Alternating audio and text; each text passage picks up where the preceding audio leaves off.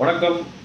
காந்தி வழியில் வந்த அண்ணன் ரவுடி, அதுக்கப்புறம் என்ன சொல்லலாம், குண்டர் சட்டத்தில் உள்ள இருந்த குண்டர் திரு செல்வ பெருந்தகை அவர்களுக்கு இந்த வீடியோ. அதாவது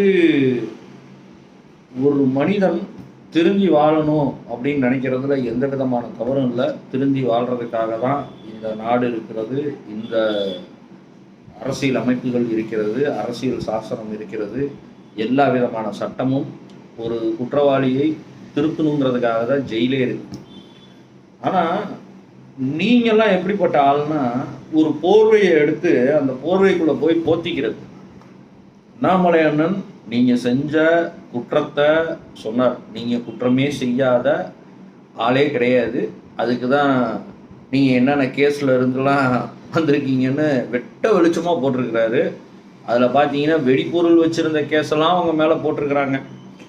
அதெல்லாம் மீறி கடைசியாக பேச போனால் ஒரு ரிட்டையர்டு ஜட்ஜு மேஜிஸ்ட்ரேட்டை கூட்டிகிட்டு வந்து, ஒரு மாவட்ட நீதிமன்றத்தோட ரிட்டையர்டு மேஜிஸ்ட்ரேட்டை காங்கிரஸில் இருக்காருன்னு சொல்லி அவரை கூட்டிகிட்டு வந்து உட்கார வச்சுக்கிட்டு, நான் அவங்க மேலே வந்து பிசிஆர் ஆக்டை வந்து மூவ் பண்ணுவேன் அப்படின்னு சொல்கிறீங்க. சரி, பிசிஆர் ஆக்ட் எதுக்காக அப்படின்னா, அதையும் நீங்களே சொல்கிறீங்க, இந்த சமூகத்தில் அப்படியே ஒடுக்கப்பட்ட மக்களுக்காக அவங்களுக்கு நியாயம் வேண்டும் என்பதற்காக வச்சிருக்கிற ஆக்ட். நீங்களெல்லாம், அதுவும் குறிப்பாக செல்வ பெருந்தகை அண்ணா, நீங்கள் கண்டிப்பாக அப்படி ஒடுக்கப்பட்டவர்லாம் கிடையாது. நல்லா பெருச்சாளி மாதிரி இருந்துக்கிட்டு நிறைய திருடி, அரசியலை பயன்படுத்தி நிறைய திருடி இன்னைக்கு வந்து நல்ல செட்டில்டு லைஃப் வாழ்கிறவர். உங்களுக்கும் இந்த பிசிஆர் ஆக்டுக்கும் சம்மந்தமே இருக்காது. ஏன்னு கேட்டிங்கன்னா, சட்ட ரீதியாக இருக்கலாம், ஆனால் மனசாட்சி ரீதியாக ஒவ்வொரு குடிமகனுக்கும் தெரியும், உங்களுக்கும் பிசிஆர் ஆக்டுக்கும் ஒன்றும் சம்மந்தம் கிடையாது. அது எப்படி, இப்போது நீங்கள் பண்ண குற்றத்தெல்லாம் சொன்னால் உடனே நான் வந்து உங்கள் மேலே வந்து ஜாதி வன்கொடுமை தடுப்பு சட்டத்தில் வந்து நான் உங்களை இது பண்ணுவேன். ஏன் அப்படி? அரசியலில் தானே இருக்கிறீங்க. நீங்களும் இன்றைக்கி வந்து எதிர்கட்சியோட வரிசையில் இருக்கிற கட்சியில் தானே இருக்கீங்க.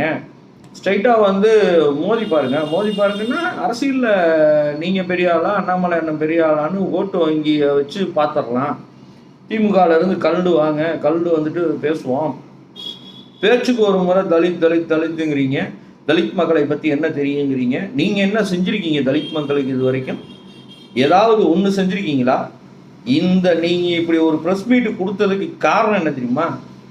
இந்த ஆம்ஸ்ட்ராங் கொலை வழக்கிலிருந்து அதாவது மக்களை வந்து திசை திருப்பணுங்கிற ஒரே ஒரு நோக்கத்துக்காக இதை வந்து வேற மாதிரி ஒரு டாப்பிக்காக கொண்டு போகணுங்கிறதுக்காக பேசுனீங்கிறது என்னோட குற்றச்சாட்டு. நான் குற்றச்சாட்டு வைக்கிறேன் உங்க மேலே. எப்படி? அதாவது நீ எல்லாம் நான் படிச்சியா என்ன, நீ வா போன ஒருமையில் அந்த மாதிரிலாம் பேசுறது தான் காந்தி வழியில் சொல்லி கொடுத்தாங்களா? காந்தி நீ வாடா போடா அப்படின்னு தான் பேசு அப்படின்னு தான் சொல்லி கொடுத்தாரா? இல்லை குண்டு வைக்கிறதுக்கு சொல்லி கொடுத்தாரா? இல்லை அருவாள் எடுத்து மிரட்டி பெரிய பெரிய ஆயுதங்களை வைத்து? இதெல்லாம் நான் சொல்லைங்க, இதெல்லாம் உங்கள் கேஸ் ஹிஸ்ட்ரியில் இருக்குது. அந்த ஹிஸ்ட்ரி ஷீட்டையும் இதில் வேணால் சேர்த்து போடுறோம். அதாவது நாவடக்கம் தேவை. காங்கிரஸ் கட்சி ராகுல் காந்தியிடம் கேட்பது இவ்வளோதான், நல்ல ஒரு மாநில தலைவரை போடுங்க. ஊரில் உள்ள ரவுடி, குண்டர் சட்டத்தில் உள்ளே இருந்தவர், இவரெல்லாம் தூக்கிட்டு வந்து உங்கள் கட்சியில் மாநில தலைவராக போட்டிங்கன்னா எப்படி உங்கள் கட்சி தமிழ்நாட்டில் வளரும் என்பதை ராகுல் காந்தி தான் முடிவெடுக்கணும்.